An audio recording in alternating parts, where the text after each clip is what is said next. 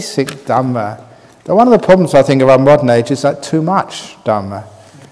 So much Dhamma that you get really confused. So just keep it easy. Four Noble Truths, Eightfold Path. Keep it simple. And if you keep it simple, it's much easier.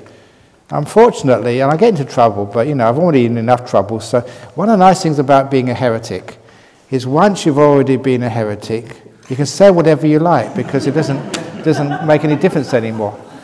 So one of the heretical things I say is the Buddha never taught Abhidhamma.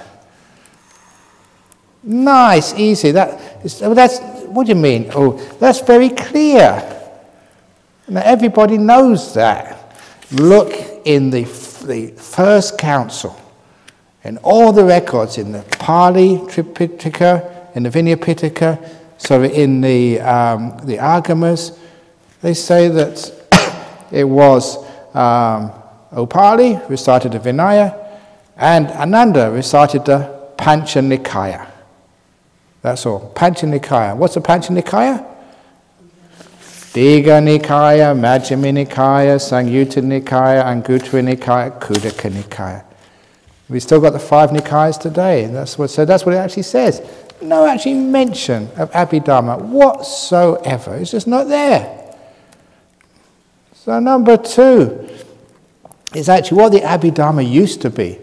There's this lovely sutta in the Majjhima Nikaya, the Gudisana Sutta, and there the Buddha said, it's all about forest monks. Gudisana was a forest monk. We're forest monks. And what forest monks should do, even though you're a forest monk living very simply, you should still respect everybody else. You should still know your Vinaya. In fact, as a forest monk, you should really know Abhivinaya and Abhidhamma. It's the only place in the sutras they mention Abhidhamma. And it's the sort of thing which the forest monk should know more than anybody else. And what do you mean forest monks? You have to have decided that for years in the city temples. Because in the original teaching of the Buddha, the Abhidhamma was actually in here. It's the essence, the sort of stuff which will explain the deeper teachings of Buddhism, the deeper part of non-self or suffering, the sort of stuff you've been listening to here. Not the stuff which is in the books over there.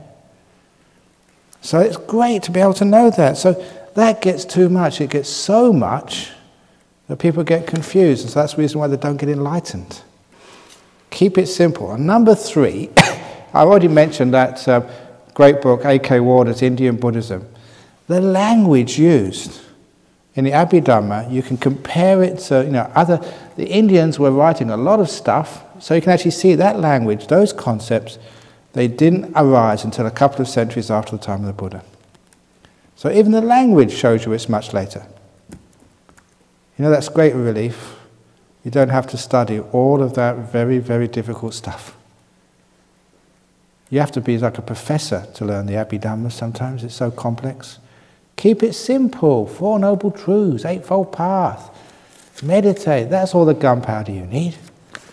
So keep it going. So I'm a heretic and I'm proud of it.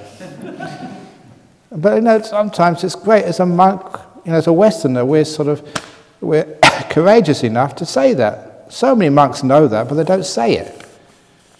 The evidence is compelling. Anyway, thank you for inspiring.